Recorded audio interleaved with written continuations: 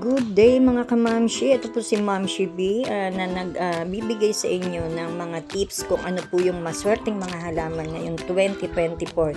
Tayo po ngayon ay Year of the Wood Dragon. Ayan, lahat po ng halaman ay napakaswerte. Wala po tayong masasabing iyan po ay malas kapag nasa loob ng ating tahanan o nasa labas. Kaya lang po ay meron tayong mga kanya-kanyang paniniwala at lalong-lalo na po sa mga feng shui expert ay meron po silang sinusunod at pinaniniwalaan na maswerteng halaman sa taong 2020.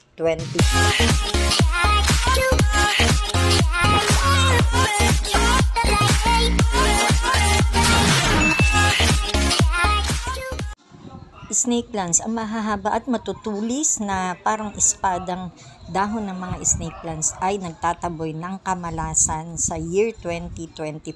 Tinataboy niya po at iwinawasiwas na parang espada ang kanyang mga dahon para itaboy lahat ng negative energy para protektahan tayo. Lucky Bamboo, ito ay nagre-represent ng talagang napakaswerte. Lucky nga po ang tawag dito, Lucky Bamboo.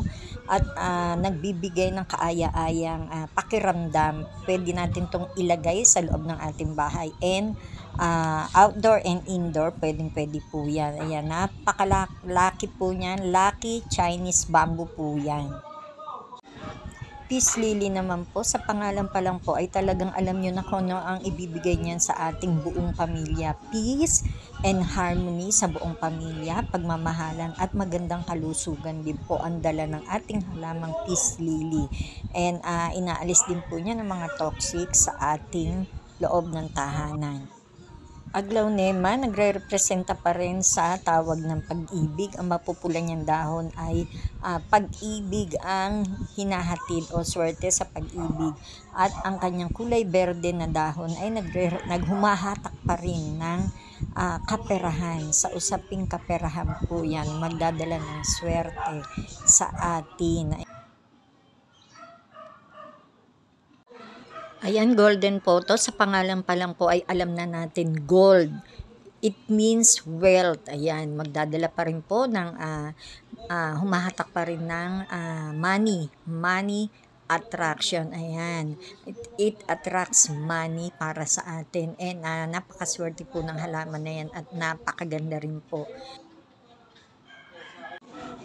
Spider plants, ito ay sumisimbolo sa pagtataboy lahat ng mga negative energy at ipinapasok nito, tinutulungan nitong pumasok lahat ng positive energy sa ating tahanan at sa ating buhay. Rubber tree, ayan, ito ang pinaka number 1 na napakaswerte, lalo na sa larangan ng feng shui. Yan po ay naghahatid ng prosperity and abundance for the family.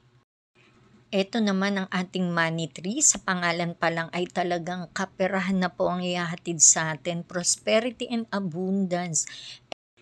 Next po ay ang ating areca palm or palmera sa mga hindi nakakaalam.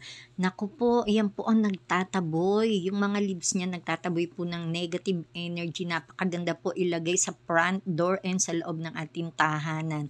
Ang areca palm.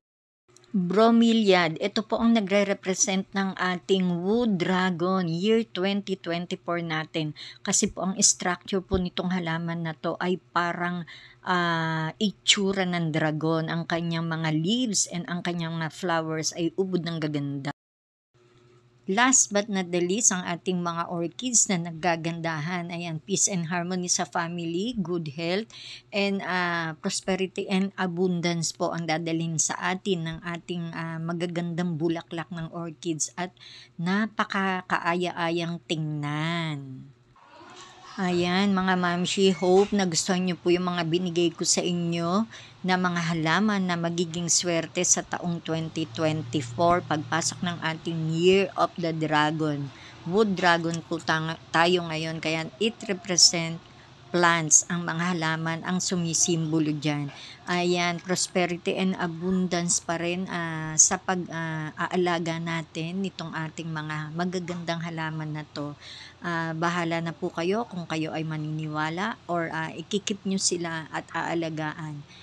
Pero talagang lahat po ng halaman para sa akin ay maswerte. Ingatan lang po yung mga dangerous na halaman na nakakalason para sa ating safety and sa ating mga pets. Alam niyo naman po kung ano po yung mga halaman na yun. So ingat-ingat lang po tayo, maging masaya po tayo sa darating na taon ng Year of the Dragon 2024. More prosperity and abundance para sa ating family, good health and more success in works and sa family, magkaroon ng peace and harmony.